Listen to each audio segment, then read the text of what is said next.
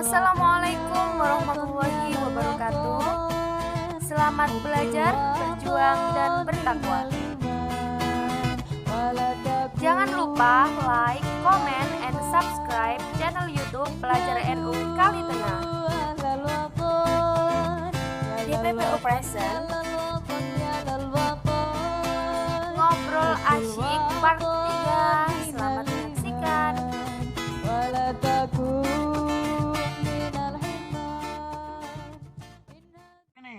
Oke, selamat malam semuanya. Selamat datang dan selamat bergabung di akun Instagram pimpinan anak cabang IPNU dan IPPNU Kecamatan Kali Tengah. Oh ya, saya sapa. Ada sudah banyak rekan dan rekanita, kawan-kawan semuanya yang sudah bergabung. Ada rekanita Firly, ada rekanita Desi, rekan Fanani, rekan Sandi, rekan Hanafi, rekan Ali Irfandi, dan rekan Haris ya. Pada malam hari ini kita akan ditemani oleh narasumber yang sangat luar biasa. Beliau calon ketua cabang IPNU 2020 bersama rekan Iqbal. Kita semua akan ditemani 1 jam atau setengah jam ke depan seperti itu. Oke.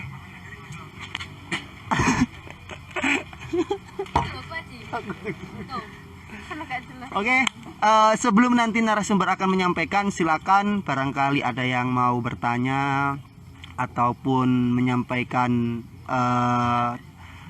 materi tentang bagaimana peran pelajar hari ini terkait new normal. Assalamualaikum warahmatullahi wabarakatuh. Bismillah, alhamdulillah, puji syukur kehadirat Tuhan yang Maha Kuasa, karena pada malam hari ini kita masih dapat berkumpul, kita masih dapat bersuah walaupun dengan online, dengan suasana pandemi seperti ini. Karena masih banyak pasien yang terinfeksi positif seperti itu kan. Kedua kalinya salat serta salam semoga tetap tercurahkan kepada junjungan kita sang proklamator Nabi Muhammad, Nabi yang telah menuntun kita dari zaman Islam penindasan menuju Islam pembebasan, yakni Islam rahmatan lil alamin. Oke, ketiga kalinya saya sebagai moderator, tidak banyak yang ingin saya sampaikan terkait bagaimana peran mahasiswa menghadapi new normal. Karena kemarin seperti yang sudah disampaikan oleh Presiden Joko Widodo, bahwasanya mulai hari ini banyak sekali toko-toko ataupun mal yang sudah dibuka, yang mana kita mengenalnya dengan istilah new normal seperti itu. Lah, kita sebagai pelajar, bagaimana peran kita menghadapi hal yang seperti itu? Karena masih banyak sekali pelajar yang mengalami kebimbangan. Karena sejauh ini masih juga belum ada riset yang benar-benar bisa memberikan solusi yang pasti, ataupun sangat minim sekali riset yang dilakukan oleh para pakar-pakar terkait penerapan new normal seperti itu.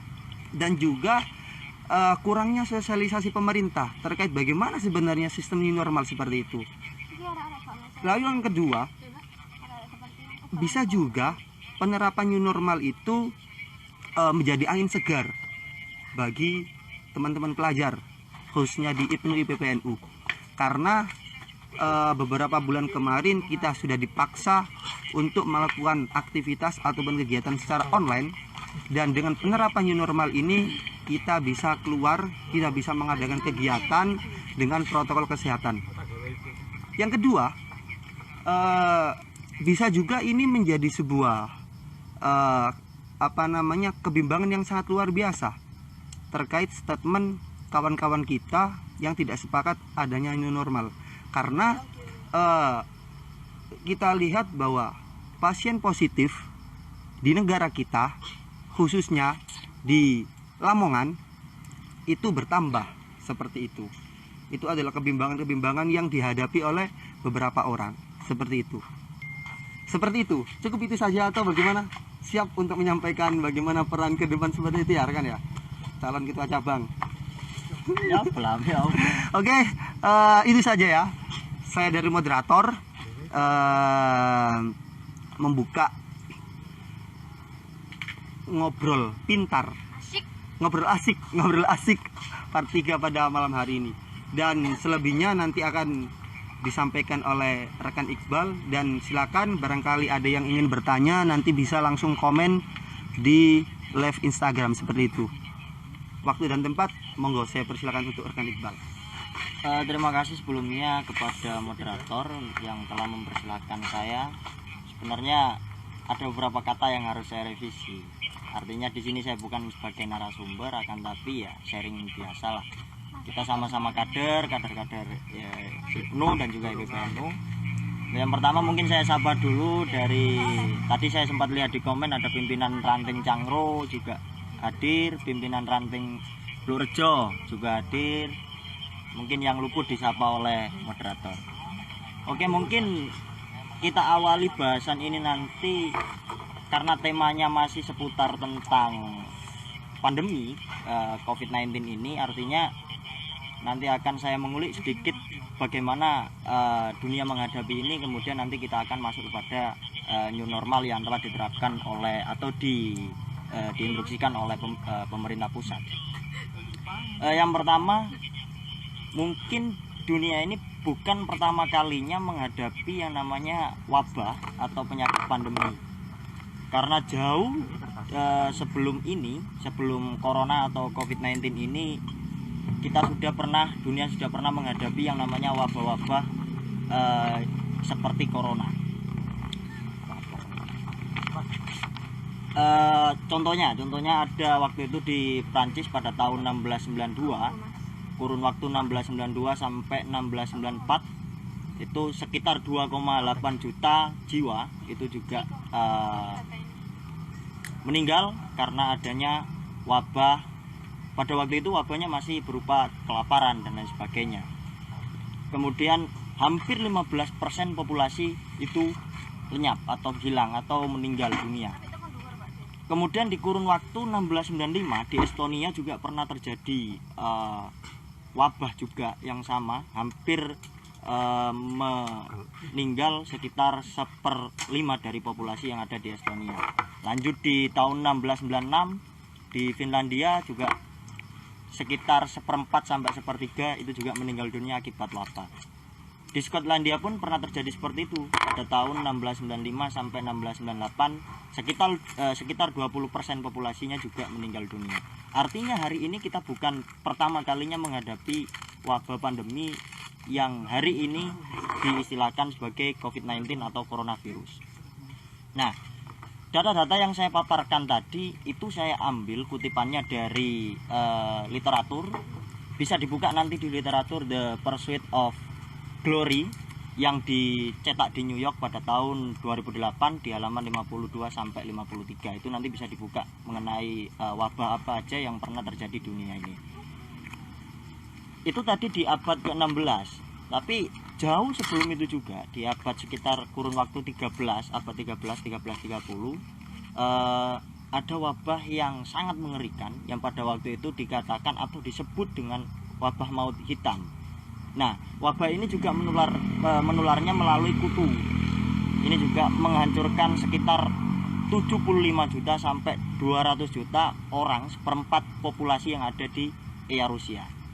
Jadi sebenarnya kita harusnya terbiasa menghadapi wabah-wabah seperti ini. Bahkan di Inggris juga pernah terjadi sekitar 3,7 juta yang sebelum wabah, kemudian populasinya hanya tinggal 2,2 juta. Nah, di 1520 juga pernah terjadi di Spanyol, Meksiko dan lain sebagainya. Yang terbaru di tahun 2002 sampai 2003 itu kita mengalami SARS. Kemudian 2005 ada flu burung, 2009 sampai 2010 ada flu babi, dan juga di terakhir 2014 ada virus Ebola yang mewabah di Afrika. Dan di 2019 sampai 2020 ini kita menghadapi yang namanya COVID-19. Yang dunia kedua itu yang namanya perdamaian, itu memiliki makna bahwa sementara tidak ada perang, itu yang dikatakan perdamaian. Contoh, katakanlah ada Jerman yang berperang melawan Inggris, katakanlah seperti itu. Selama tidak ada perang, maka itu dikatakan perdamaian. Nah, tetapi makna perdamaian hari ini sudah berganti, sudah bergeser. Bukan tidak ada yang namanya perang, akan tapi perdamaian hari ini adalah sebuah keniscayaan, karena dikatakan hari ini tidak mungkin lagi kita akan perang, tapi perangnya melalui apa? Perangnya seperti ini tadi, ada bioteknologi, ada kemudian pembuatan senjata biologi dan lain sebagainya. Nah, untuk itu kita tidak bisa memastikan bahwa wabah ini sudah hilang atau masih ada, dan kita juga tidak bisa memastikan apakah akan ada wabah baru nantinya atau masih atau tidak ada wabah baru ke depannya. Kita tidak bisa memastikan itu, karena seperti makna perdamaian yang dulu, bahwa sementara tidak ada perang, tetapi kita sudah bisa melakukan yang namanya relaksasi aturan, relaksasi yang disebut dengan pemerintah tanda kutip new normal. Mungkin itu. Jadi kesimpulan dari pembicaraan ini, kalau pertanyaannya apakah sudah benar-benar hilang atau tidak, jawabannya adalah saya tidak bisa memastikan apakah coronavirus itu sudah hilang ataupun belum. Mungkin itu, karena saya tidak bisa menjamin itu, dan bukan kapasitas saya untuk menyatakan coronavirus ini sudah ada atau belum. Mungkin itu. Oke, terima kasih. Ini juga ada pertanyaan yang baru muncul ini dari rekan Nadaji_05 terkait Gubernur Bank Indonesia pernah mengatakan bahwa masuknya era new normal ini, masyarakat Indonesia mau tak mau harus bersahabat dengan virus corona. Lah, sebenarnya apa sih yang dimaksud dengan istilah bersahabat itu, rekan? Bersahabat dengan virus, seperti yang sudah distatementkan oleh presiden kita harus berdampingan dengan corona, seperti itu. Ya, kalau pertanyaannya seperti itu, mungkin kita tidak kemudian seperti musuh ya, karena di sini kalau musuh maka antoninim atau lawan katanya lawannya adalah kita harus bersahabat. Karena musuh itu kita selalu menjauh. Seperti yang kemarin kita dianjurkan di rumah saja, berarti kita menganggap corona itu adalah musuh. Dan faktanya ketika kita berdiam di rumah saja, itu mengakibatkan beberapa aspek, contoh kayak ekonomi, sosial, ini terjadi suatu kesenjangan. Banyak kok fakta-fakta atau konflik-konflik, ketimpangan-ketimpangan sosial yang ada ketika kita berdiam di rumah saja. Contoh kayak yang biasanya bekerja di pabrik kemudian dirumahkan, di PHK dan lain sebagainya. Yang biasanya sekolah, yang berinteraksi dengan gurunya juga itu terkendala. Yang kemudian di pondok, yang terutama di pondok ini, karena mindsetnya orang-orang atau santri-santri di pondok itu adalah nukil atau nuprih barokayai, katakanlah seperti itu. Jadi ini juga terhalang interaksinya. Nah, kenapa kita dikatakan bersahabat? Karena kita juga harus menghadapi corona ini dengan cara yang lebih soft, tidak dengan cara yang keras. Kalau saya katakan, bisa saya katakan bahwa dengan kita berdiam di rumah saja, ini kita sangat memberikan atensi yang lebih kepada virus corona dengan menganggapnya sebagai musuh. Nah, makna sahabat di sini kita berdamai. Kita berdamai karena kita tidak bisa memastikan bahwa virus corona itu masih ada atau tidak. Dikatakan ada, dikatakan tidak juga bisa, kan begitu. Jadi kita harus berdamai dengan protokol-protokol kesehatan yang telah ditentukan oleh pemerintah. Contoh, kalau toh coronavirus itu menularnya via saluran pernapasan, maka kita harus menghalanginya itu. Tapi kita tetap berdampingan. Yang dikatakan coronavirus itu menyebarnya melalui potensi orang-orang yang bergerombol, maka kita harus, yang semula tidak boleh bergerombol karena adanya virus corona, kita harus berani lagi bergerombol, tapi dengan protokol kesehatan. Toh menularnya virus corona itu hanya melalui saluran pernapasan. Kalau kajian kesehatannya seperti itu, kajian medisnya seperti itu, ya kan? Artinya kita harus pakai masker, protokol kesehatan dan lain sebagainya. Mungkin seperti itu. Jadi kita menghadapi dengan cara yang lebih soft. Kita menghadapi, bukan kemudian lari. Yang dikatakan bersahabat seperti itu, kita bertemu dengan virus corona. Kalau dikatakan kita diam di rumah saja tidak ada virus corona, berarti kan menyebarnya tidak di rumah, akan tapi di jalan, di gerombolan, di warung dan sebagainya. Nah, kita mau mulai berbaur dengan virus corona, akan tapi dengan menangkalnya, dengan memakai protokol kesehatan, dengan masker dan lain sebagainya. Mungkin seperti itu. Oke. Hidup berdampingan, hidup yang seperti yang sudah disampaikan oleh WHO itu loh. WHO sudah mengatakan bahwa virus ini tidak akan bisa hilang. Jadi salah satu solusi yang perlu kita lakukan, kita tetap menjaga diri kita dengan keluar pakai masker, cuci tangan dan semacamnya seperti itu. Ini juga ada lagi pertanyaan dari rekan kita Ibnu Zain. Vaksin yang sesungguhnya adalah percaya, itu menurut rekan Ibnu Zain. yakin dan saling menjaga. Bagaimana tanggapan Anda tentang hal tersebut? Vaksin sesungguhnya adalah percaya, yakin dan saling menjaga. Bagaimana tanggapannya, rekan? Vaksin yang sesungguhnya adalah saling menjaga. Ini kan hubungannya dengan paham-paham humanisme. Kalau jenengan pernah baca bukunya Noval Harari, itu menjelaskan tentang ada Homo sapien di sana, ada ada Homo sapien, kemudian ada sekarang kemarin saya baca bukunya itu ada Homo Deus. Nah, di situ dibahas mengenai humanisme. Artinya masyarakat modern itu mulai melupakan itu. Nah, yang jenengan katakan percaya dan juga saling menjaga antar satu sama lain itu merupakan bentuk dari memanusiakan manusia. Artinya paham humanisme juga harus kita rawat. Artinya kalau toh ada rekan kita yang kemudian tidak memakai masker, maka harus kita ingatkan kalau itu memang benar-benar mencegah coronavirus. Ya mungkin itu bisa dikatakan salah satu, bukan vaksin ya, kalau vaksin itu bentuknya nanti di obat-obatan biomedis, akan tapi kalau itu mungkin salah satu opsi atau salah satu cara yang digunakan untuk kemudian menangkal yang namanya virus corona. Saya sepakat untuk itu. Mungkin itu sahabat, mungkin itu rekan.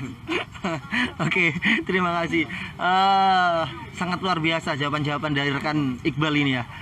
Mungkin bisa menjadi sebuah jawaban yang bisa diterima oleh rekan-rekan kita semua. Selanjutnya, tadi juga ada pertanyaan sempat saya tulis dari rekan siapa tadi, saya agak sedikit lupa, terkait apakah di era new normal ini segala aktivitas kegiatan IPNU IPPNU sudah bisa dilakukan dengan seperti biasanya, seperti itu. Apakah sudah bisa? Jawabannya singkat, harus dilaksanakan seperti itu. Karena ingat, jamiah kita atau kumpulan kita ini, organisasi kita ini adalah yang basisnya jamiah, yang basisnya adalah suatu perkumpulan. Dan sering kita laksanakan kegiatan, sering kita laksanakan agenda itu dengan kultur yang mengumpulkan massa. Budaya massa itu masih kita pegang erat di organisasi kita. Kalau sudah diberlakukan new normal, maka kita harus segera laksanakan yang namanya program kerja yang ada yang sudah diagendakan, yang sudah dirumuskan pada waktu rapat kerja di suatu kepengurusan IPNU dan juga IPPNU, khususnya pimpinan cabang Kali Tengah. Itu harus segera direalisasikan semua. Tapi dengan catatan, dengan tetap memperhatikan yang namanya protokol kesehatan yang telah direncanakan atau yang telah dianjurkan oleh pemerintah. Itu.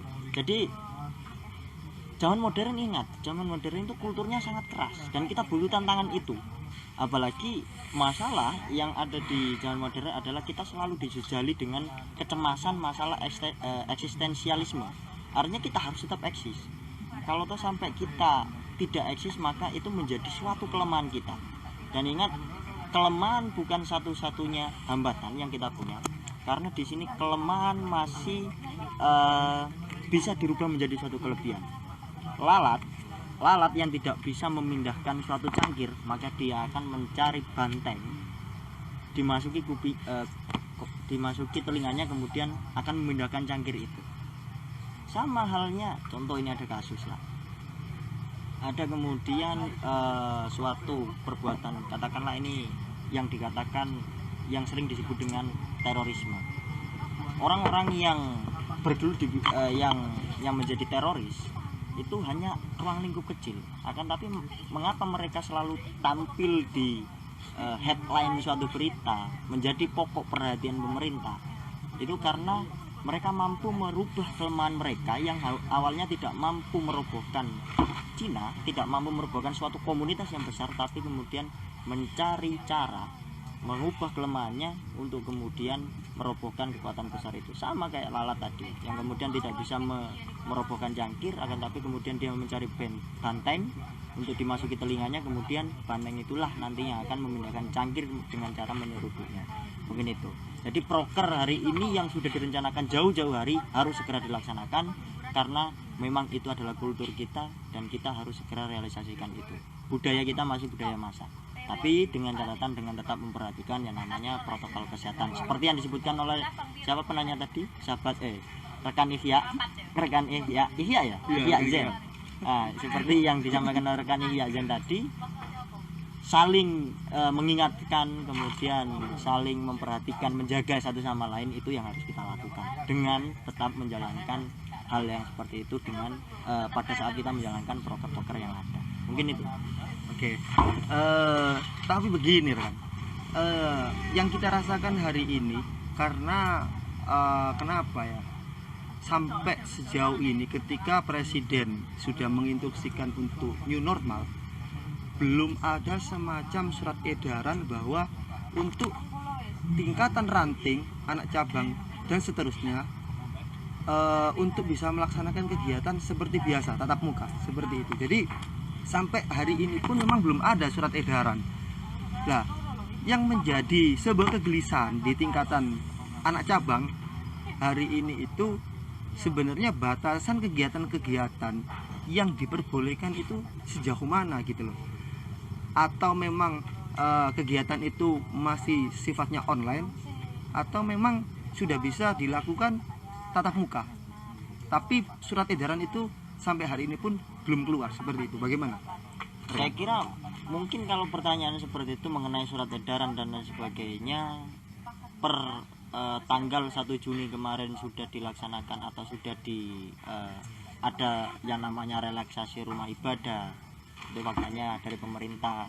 Kemudian ada pelonggaran-pelonggaran kegiatan sosial dan lain sebagainya, dengan catatan tetap memperhatikan yang namanya protokol kesehatan. Saya kira mungkin di tingkatan pimpinan cabang, pimpinan wilayah IPENU, pimpinan pusat IPENU juga masih menggodok masalah itu, menggodok masalah surat edaran. Mungkin seperti itu. Jadi ini nanti kalau saya tidak bisa menjawab itu, artinya mengapa belum ada edaran, tentunya ini bahasanya adalah secara kelembagaan, secara institusi. Dan ini bisa dikomunikasikan, mungkin anak cabang nanti bisa mempertanyakan kepada pimpinan cabang. Kemudian pimpinan cabang kalau tahu memang belum ada edaran dari pimpinan wilayah, bisa ditanyakan secara kelembagaan kepada pimpinan wilayah. Mungkin itu, secara kelembagaan lah. Kalau saya pribadi, saya di sini hanya kader yang mencoba untuk sharing kepada rekan dan rekan sekalian. Mungkin itu. Oke. Ini ada pertanyaan yang menarik juga dan sedikit lucu. Kenapa orang yang terpapar virus corona itu rata-rata orang yang kehidupannya itu apa ya istilahnya itu sehat, bukan malah orang-orang yang kayak semacam pemulung, orang gila dan semacamnya. Kenapa rekan? Kalau saya pernah membaca hasil kajian medisnya mengenai COVID-19 ini, ya namanya virus ini tidak akan bisa bertahan di udara yang notabene suhunya panas. Artinya kalau kita tahu bahwa orang-orang yang sering di jalan, kemudian petani katakan, itu saya kira sangat minim yang terjangkit yang namanya virus corona, karena memang selalu bersentuhan dengan matahari.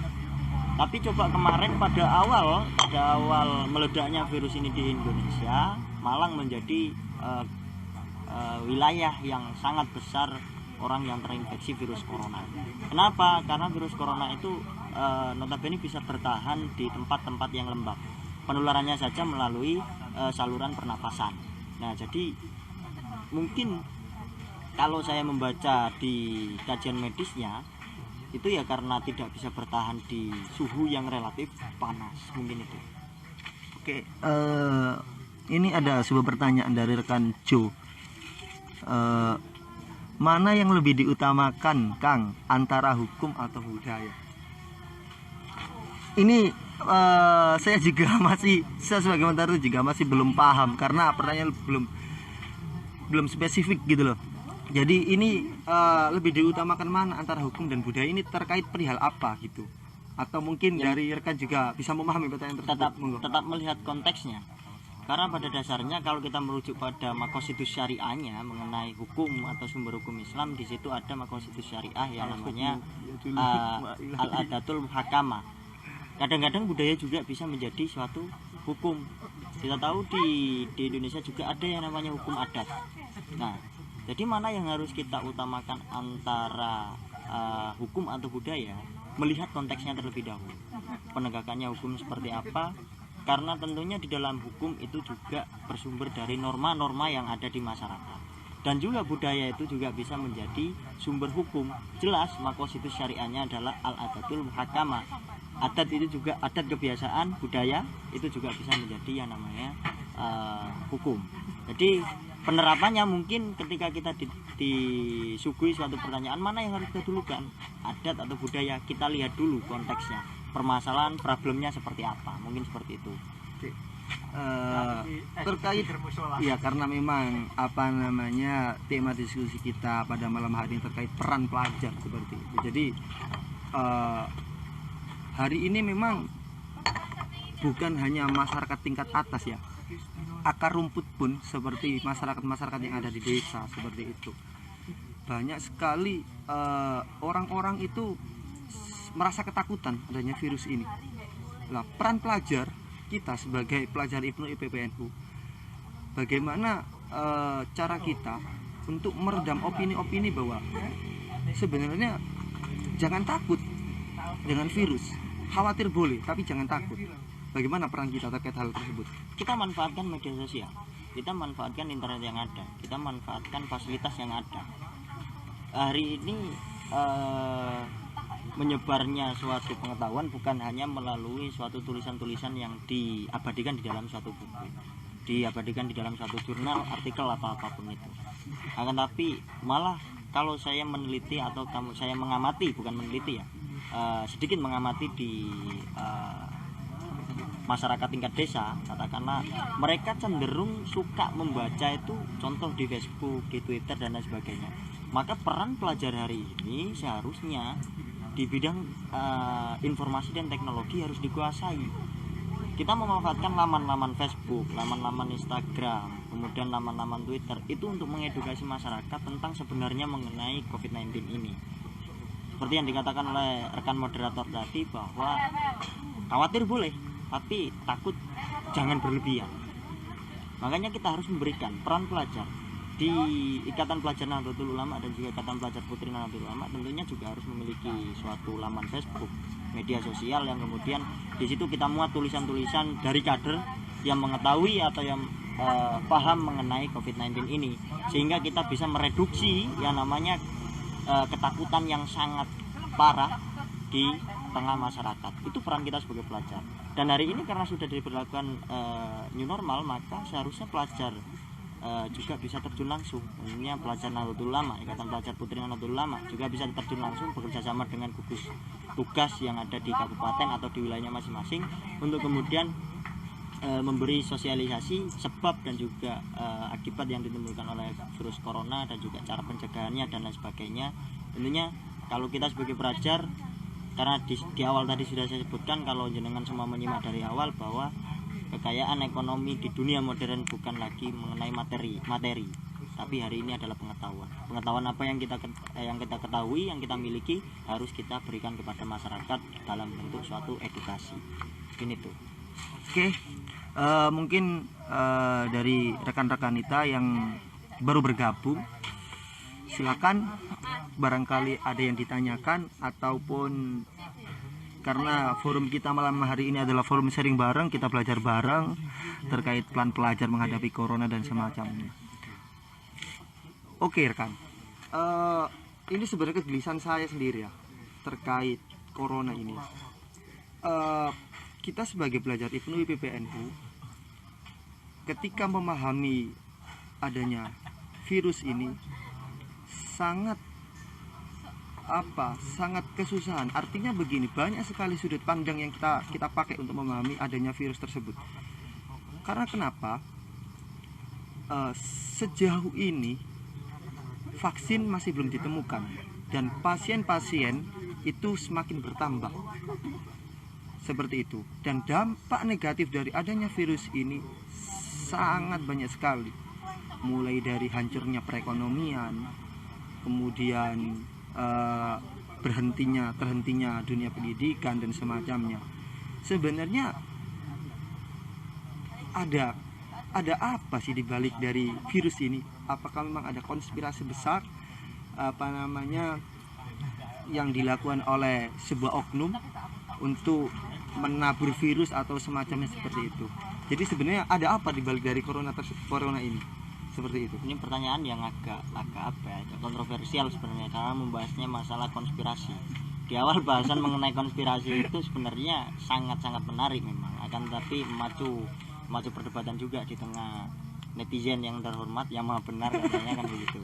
Netizen memang maha benar. Pernah dibahas oleh Dr. Tirta dan juga Jering pada waktu itu mengenai bahwa virus corona adalah suatu konspirasi. Tapi kalau kita tilik pada abad 13, abad 15, 16 sampai yang terakhir di 2014 ada virus Ebola, itu juga sebenarnya dunia ini sudah terbiasa menghadapi yang namanya virus. Akan tetapi kalau sampai hari ini dikatakan, kalau rujukan saya itu di Homo Deus karyanya Noval Harari itu mengatakan bahwa kalau toh hari ini kita masih keteteran menghadapi yang namanya penyakit yang mewabah, maka itu bisa dikatakan suatu kelalaian manusiawi, atau kita bisa menuntut pihak-pihak yang harus bertanggung jawab. Jadi saya sepakat sebenarnya yang dikatakan oleh Noval Harari dalam bukunya Homo Deus itu, kalau toh sampai hari ini masih ada wabah yang sulit dihadapi oleh petugas-petugas medis atau dihadapi oleh manusia sendiri, itu merupakan kelalaian manusiawi. Saya sepakat itu. Karena perkembangan bioteknologi, perkembangan alat-alat medis dan lain sebagainya, ini wabah ini sebenarnya sudah tidak menjadi kekhawatiran sendiri bagi manusia. Jauh pada waktu itu kita sudah menghadapinya dan juga kita mampu melawan itu. Tapi kalau saya pribadi ini merupakan, kalau saya lebih condongnya kemana? Kalau saya mengatakan bahwa ini adalah dibalik ini semua ada yang namanya kepentingan lah. Seperti yang saya katakan di awal, ada kepentingan ideologi yang sangat kejam di balik ini semua. Itu bukan sudon itu ya? Bukan sudon. Saya ada rujukan yang jelas. Kalau mau baca rujukannya ada di bukunya Noval Harari di Homo Deus ada. Itu membahas mengenai wabah ada, kemudian mengenai masa depan manusia termasuk di situ, zaman modern juga dibahas di sana. Dari abad 13 sampai abad ke-21 dibahas semua. Nanti bisa dibaca sendiri. Selamat bergabung rekan pelajar NU Turi, rekan-rekan kita semua yang baru bergabung, silakan barangkali ada yang ingin ditanyakan. Kita sudah hampir 1 jam.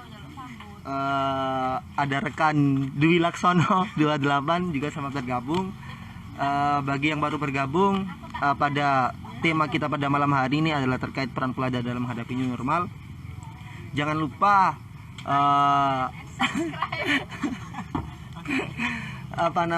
untuk rekan-rekan kita yang baru bergabung, selalu ikuti terus akun Instagram pimpinan anak cabang IPNU IPB Kali Tengah, karena kita juga punya akun YouTube Pelajar NU Kali Tengah. Selalu ikuti, jangan lupa like, comment, and subscribe. Dan seperti itu, selalu ikuti karena setiap hari pasti akan ada updatean yang sangat luar biasa dari Pelajar NU Kali Tengah seperti itu. Monggo, barangkali ada rekan-rekan kita yang baru bergabung yang ingin bertanya, silakan. Karena kita 1 jam ya rekan ya, 1 jam, atau kita sambil santai-santai sambil ngopi selain ini ada yang ingin saya sampaikan sebenarnya. Enggak. Mengenai masa depan dari IPNU sendiri dan juga IPPNU,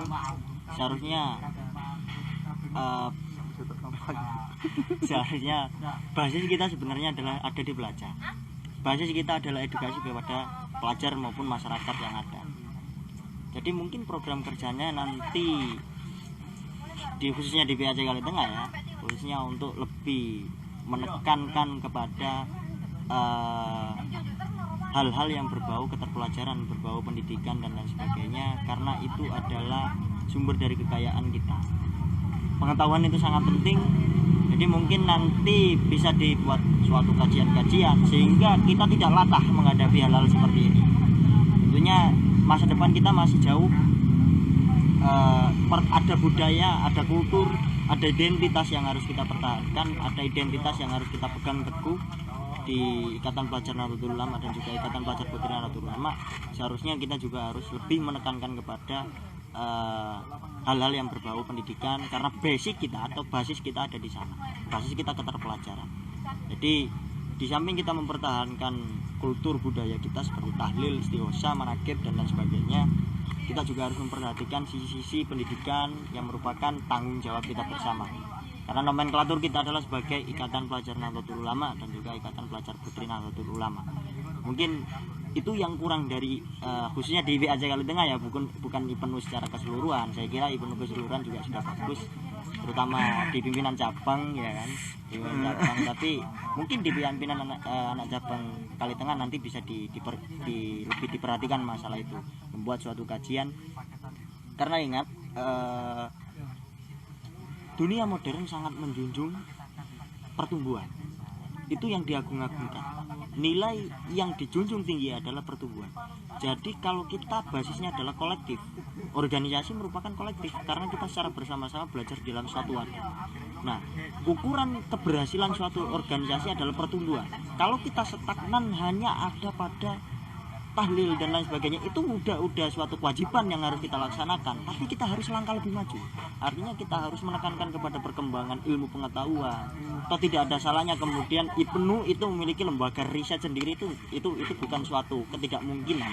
Saya kira mampu itu. Kader-kader IPENU juga memiliki sumber daya kader yang seperti itu. Saya kira mampu. Mungkin ke depan nanti bisa dipertimbangkan. Oke. Sangat luar biasa. Selamat bergabung juga bagi rekan-rekan kita. Ada rekan Faiz BT. Selamat bergabung, selamat malam, selamat datang Kakak Faiz. Dan selamat bergabung juga, selamat datang rekan Nuki, Komandan CBP Kali Tengah. Mungkin yang baru bergabung bisa juga menyampaikan sebuah pertanyaan ataupun monggo kalau bukan pertanyaan mengeluarkan sebuah statement seperti itu. Ini terbaru dari rekan underscore Joy. Bagaimana jika adat istiadat kita seperti tahlil di Baan itu bertentangan dengan aturan hukum yang sekarang? Seperti itu rekan. Ya, saya belum pernah kemudian mendengar bahwa ada yang melarang yang namanya, ada memang beberapa golongan yang kemudian menentang yang namanya tahlil, bid'ah dan lain sebagainya. Tapi dari segi sudut pandang hukum positif saya kira tidak ada yang melarang itu, karena konstitusi kita jelas, di dalam undang-undang dasar, di dalam Pancasila sudah jelas dinyatakan bahwa kita sudah dijamin untuk bebas berekspresi, tapi dengan tetap memperhatikan atau memikirkan yang lainnya, karena kita hidup selalu berdampingan. Tetapi pertanyaannya sangat menarik, apabila mungkin nggak ketika tahlil, bid'ah dan lain itu bertentangan dengan hukum yang sekarang. Toh kita memiliki dasar, kita memiliki suatu pegangan dengan adat atau kemudian kultur kita yang melaksanakan tahlil 7 hari, 40 hari, 100 hari sampai 1000 hari. Kita punya dasarnya semua. Tinggal kita mau mengkajinya lebih dalam, atau dengan cara kita taklid kepada ulama yang telah menuntun kita, membimbing kita dan mengajarkan kita kepada budaya tahlil itu. Saya kira saya hari ini tidak ada yang ragu kemudian tahlil itu, bahwa tahlil itu dilarang atau haram. Ada yang mengatakan haram memang, ada yang mengatakan bid'ah. Tapi selagi bid'ah itu baik bagi kita, ya saya kira harus tetap kita laksanakan. Bergantung kepada keyakinan kita. Kalau kita yakin bahwa itu benar, selama tidak mengganggu yang lain, saya kira oke, kita laksanakan saja. Toh tahlil tanpa pengeras suara, kalau memang pengeras suara dilarang atau mengganggu tetangga, kita tetap bisa tahlil dengan cara mengumpulkan yang satu paham atau satu keyakinan. Saya kira harus tetap kita laksanakan selama kita yakin dengan itu. Kita punya pegangan yang kuat, kita punya pegangan atau dasar yang kuat, kita harus tetap melakukan itu. Mungkin itu jawabannya. Oke, selamat bergabung juga. Ada rekanita Amanda underscore Ai. Ada ya, salam hormat kepada pimpinan cabang Ibnu Laman. Selamat bergabung, selamat datang rekan Faiz dan semuanya yang sudah bergabung di acara ngobrol asik part 3 pada malam hari ini. Seperti itu. Barangkali mungkin dari rekan-rekan kita semua yang baru bergabung juga bisa bertanya, bisa mengeluarkan statement terkait bagaimana sih peran pelajar dalam menghadapi new normal seperti itu. Mungkin Monggo barangkali ada yang ingin disampaikan dan semacamnya. Kita sudah hampir 1 jam ditemani oleh rekan Iqbal yang sangat luar biasa ini. Seperti itu. Atau barangkali kita cukupkan saja. Monggo saya ikut moderator. Oke. Mungkin ada closing statement dari rekan Iqbal. Monggo kami persilakan. Ya mungkin sederhana closing statement dari saya, IPNU dan IPPNU, terutama peran dari kita pelajar, fungsi kita sebagai pelajar dan juga organisasi yang kita selama ini jalankan, yang selama ini kita bergabung di dalamnya, kita selama ini mengabdi di dalamnya. Kita harus tahu identitas kita harus tahu siapa kita, dan sehingga kita tidak terpeleset untuk bergerak ke depan. Artinya bahwa kita harus selalu memperhatikan sisi-sisi yang menjadi basis kita. Kalau basis kita pelajar, maka kita harus gencar-gencarnya atau kita harus selalu melaksanakan yang namanya edukasi terhadap masyarakat, edukasi terhadap pelajar, karena di situ adalah pengabdian kita. Di sisi lain kita juga harus berbaur di tengah masyarakat, dan di era new normal ini kita harus mempunyai terobosan, kita harus mempunyai inovasi baru sehingga kita tidak kalang kabut atau tidak cemas, kita tidak bingung menghadapi yang namanya era modern ini. Ingat, ciri khas dari era modern adalah pertumbuhan. Jadi kita sebagai pelajar Nahdlatul Ulama harus selalu membuat suatu riset, harus selalu menciptakan, harus selalu membuat suatu pertumbuhan. Artinya kita harus yang dulu sudah ada kita pegang, dan yang belum ada harus kita ciptakan.